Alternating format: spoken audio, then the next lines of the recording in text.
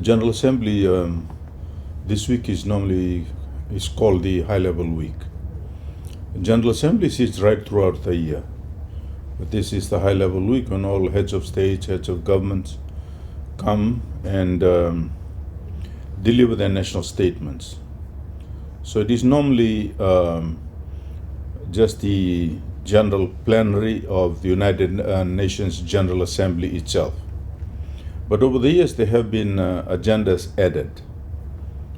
In this particular one, the President Secretary General, looking at the state of the world and the ongoing efforts to implement the strategic development goals, the 17 goals, sees the challenge in implementation. Right now, we are 6 weeks away from 2030, which is the target year for the end of the SDGs. And we are hovering around 17-18% implementation rate, which is really, really bad for the world. So he came up with this idea of a summit for the future. And that summit for the future, the conversation is going on for the last 2 years. And so it involves a lot of negotiations, and it's mainly focused on 5 thematic areas. First one is development and financing for development, peace and security. There's innovation, technology, and science and digital cooperation. There's the youth. And the final one is the reform of the global governance system. So those are the 3 thematic areas, 5 thematic areas, and there's about 52 action points divided under those 5 thematic areas. So that's on the Summit of the Future. So they signed a pact for the future. So that was the meeting that started on Sunday, and Monday covered the Summit of the Future. So all countries have signed up except Argentina, I believe. Then the next one had to do with 2 other issues. One is the digital compact, and this is how the world comes together to see how we can manage, regulate, and cooperate over digital technology, including AI. So that's what the digital compact was about. It was also negotiated, and that was also signed off by the leaders. And the third one is a declaration for future generations.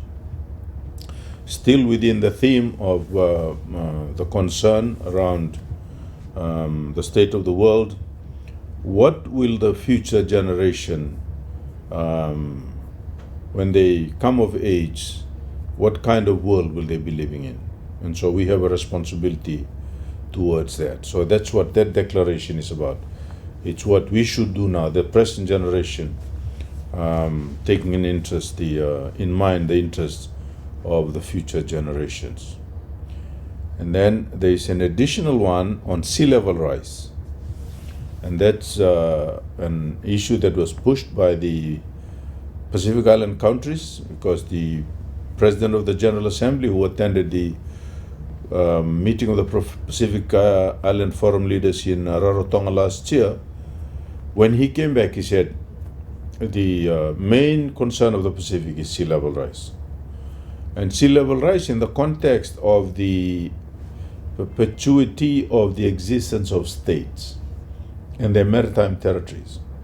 So there is the real concern from our small atoll states,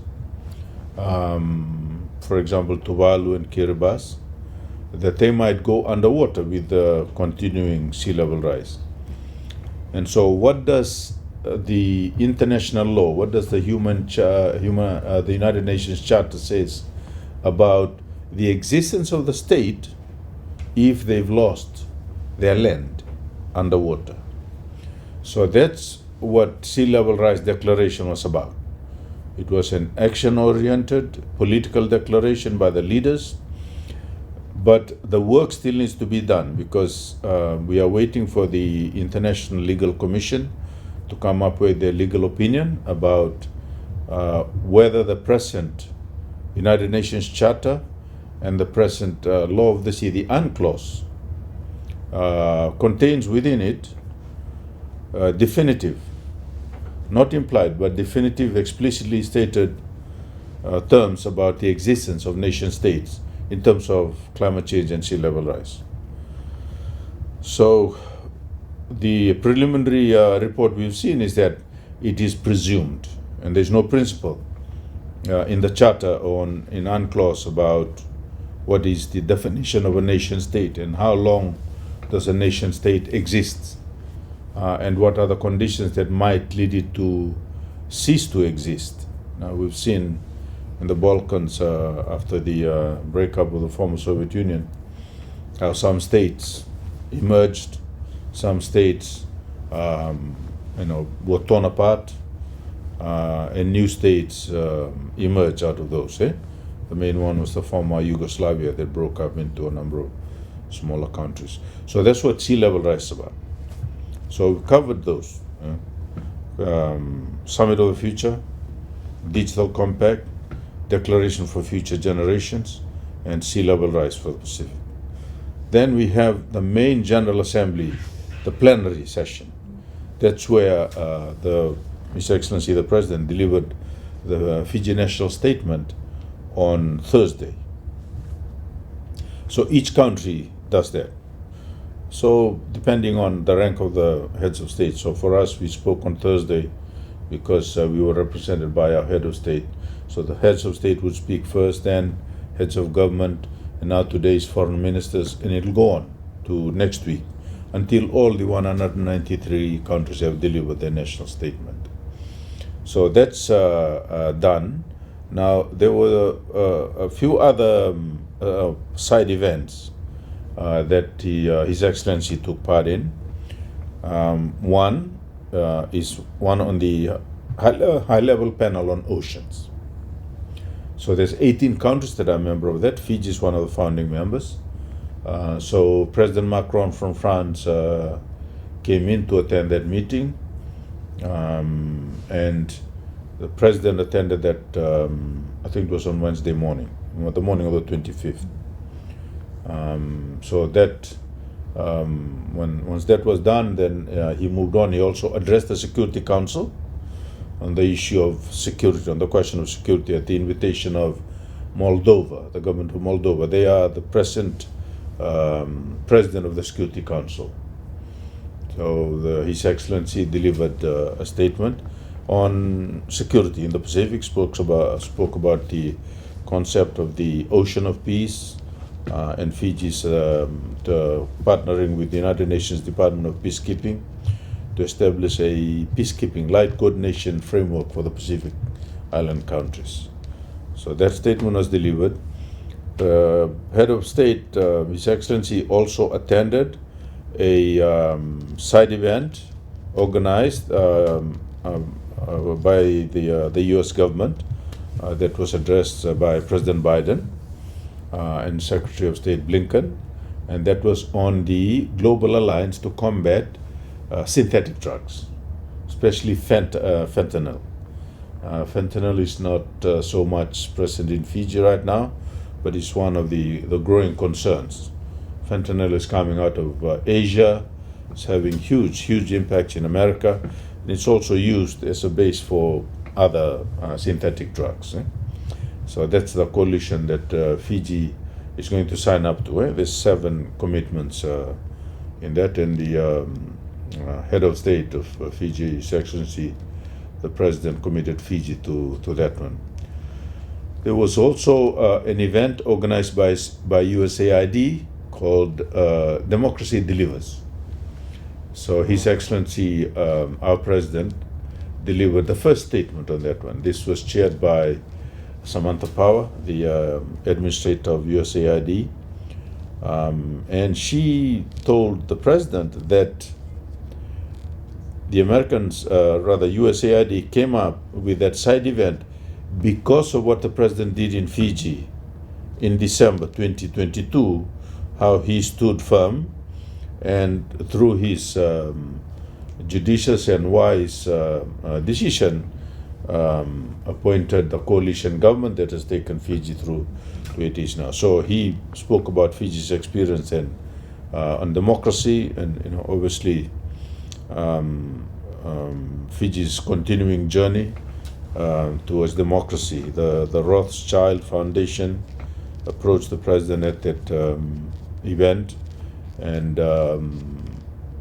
informed him that they would like to come to Fiji and to help wherever they can in the building democratic institutions and helping Fiji go forward. So those were the main events that His Excellency the President took place. So as you can imagine, it was quite a full week. And then I haven't touched on the bilateral meetings. In fact, I should also mention the Pacific Island Forum leaders meeting with the UN Secretary General, which happened on Friday morning. So there were 3 speakers. His Excellency spoke on peace and security in the Pacific, which was very much appreciated by the UN Secretary General and also the Secretary General of the Pacific Island Forum and the other Pacific Island Forum leaders. I was present when the Secretary General of the UN came and spoke a few words with our president and said, Fiji is always at the forefront. Always good to know that Fiji is around and taking the lead on this kind of regional issues. So essentially, it's been a very, very productive week.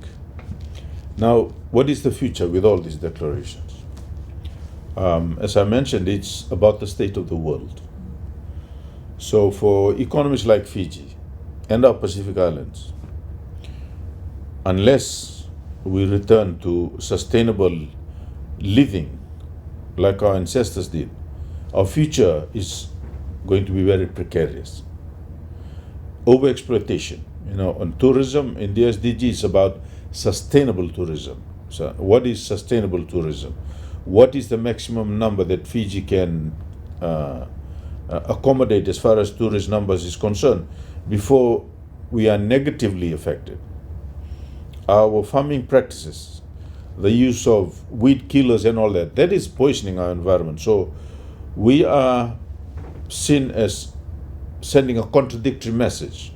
We're talking about sustainable development, climate and the environment, biodiversity, conservation and all that. We have to ensure that everything we do in Fiji, for the sake of the future generations, is something that preserves the environment, ensures that our plants, our flora and fauna, species on land and in the oceans are preserved, and that they are used or harvested sustainably. So, I'm sure that when you look at what's happening in Fiji, what is causing the rise of cancer in Fiji? There's an explanation for it. There's a scientific explanation for it. NCDs. Now we have drugs and all that. So these are all the issues that are covered under the SDG and will be covered in the Pact of the Future. The question is about implementation. Each country will take these documents away and look at them and extract from them what is relevant to their context and implement those for their good, for the benefit of the individual nation states. The United Nations does not decide what countries do. This is the idea. Here, resolutions that are passed here, there's tons of good ideas. Why is it that they are good ideas? It's because all the countries of the world contributed to it. There is huge negotiations, prolonged negotiations to get to documents that were adopted. Not every country will have its way, but it is as close as possible that we can get it to all the common interests of the world. Now each country has to go back and see from that buffet of ideas, if we can call it that, and extract from it what is relevant, what is good, and what can benefit its own policies and practices. Now, as you also see, there was a big delegation here. We had 2 members of parliament, the leader of the group of 16, and the group of 9, Honorable Seruiratu and Honorable Naivalurua, they came and we set their program so that they are involved in those areas. What I've touched on with His Excellency the President's program, those are the main ones. But there's numerous side events, hundreds of side events. So on small island developing states and related issues like the Alliance of Small Island States, that was passed on to Honorable Seruiratu. On peace and security and related issues to the Honorable Naivalurua, he dealt with that. And then you have the 3 assistant ministers, the assistant minister from the Prime Minister's office, from the Ministry of Foreign Affairs, and from economy. And the assistant minister for economy obviously was involved in issues to do with financing for development and related issues. And Honorable Lenora Qereqeretabua, she was also representing us in a number of side events that relates to foreign ministry issues, and Honorable Tubuna from the Prime Minister's office was involved also in a number of events that relates to issues that would normally fall within the Prime Minister's, not directly, but there's a lot of indirect. We had to choose here. My job here, in the lead up to the preparation, of course, in coordination with the Ministry of Foreign Affairs, is to ensure that we, Fiji as a nation, is represented in those areas where are priority to us and of benefit to us, and also where we as a member of the Pacific Island Forum participate in all those. For example, His Excellency the President was gracious enough to go and attend the opening of the new facility, the mission of Palau to the United Nations. So Palau bought a 3-story building here in New York, not far from the UN Secretariat. And that's where they're going to have their official residence and also their office. So there was a number of issues like that. So that's essentially what has taken place this week. It's been a very, very heavy week in the preparations leading up, but more so in the week itself. His Excellency arrived on the Saturday, and it's just been on the go from Saturday all the way to this evening. It's after midnight now, and we're having this conversation after we just returned from the latest event. And of course, as you know, His Excellency will be departing early in the morning to head back home.